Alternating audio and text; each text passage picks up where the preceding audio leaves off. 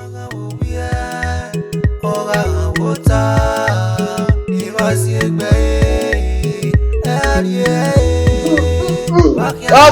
Sunobu.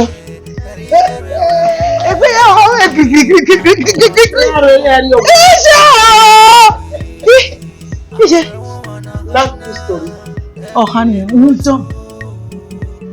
Honey, I just in here. yeah, you did. Who done?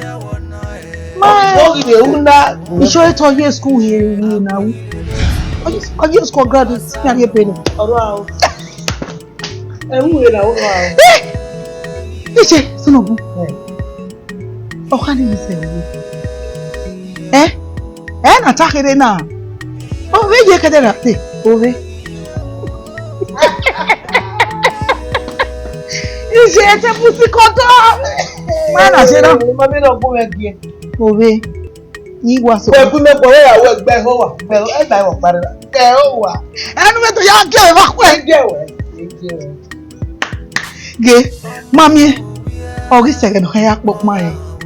Oh, honey, you know,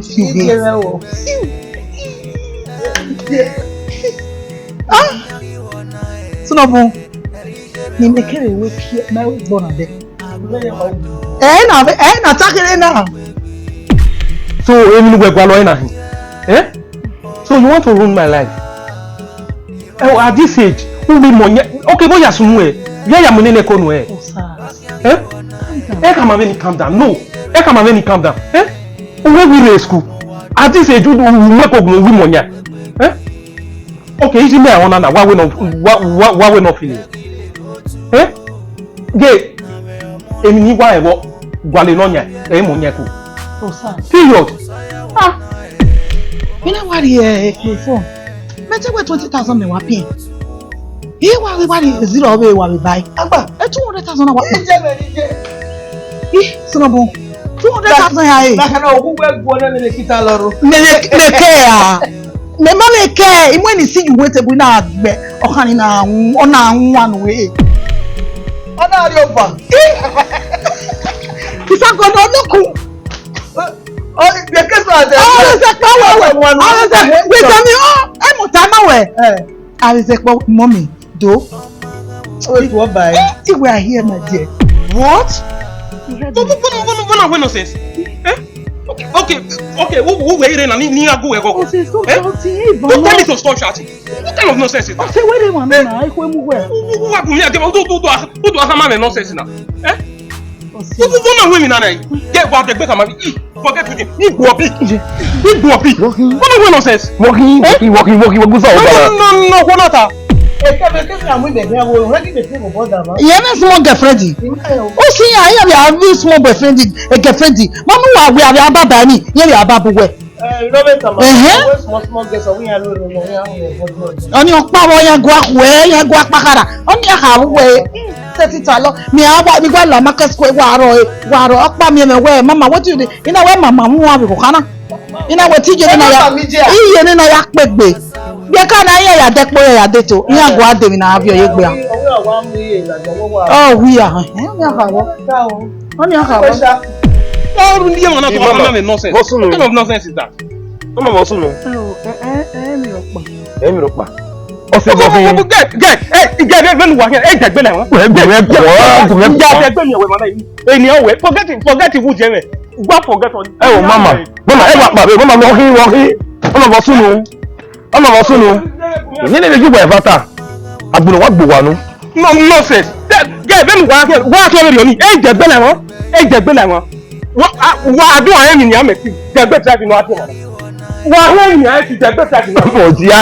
Obidodo.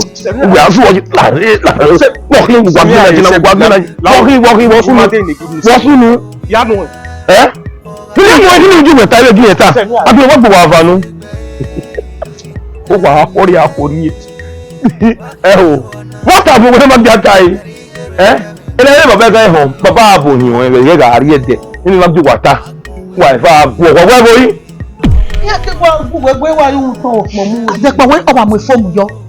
Money on my phone. Where one is there? My one is there. What my phone you want? What say? Where what for? Ije. Where on there to your patience? Ye caro.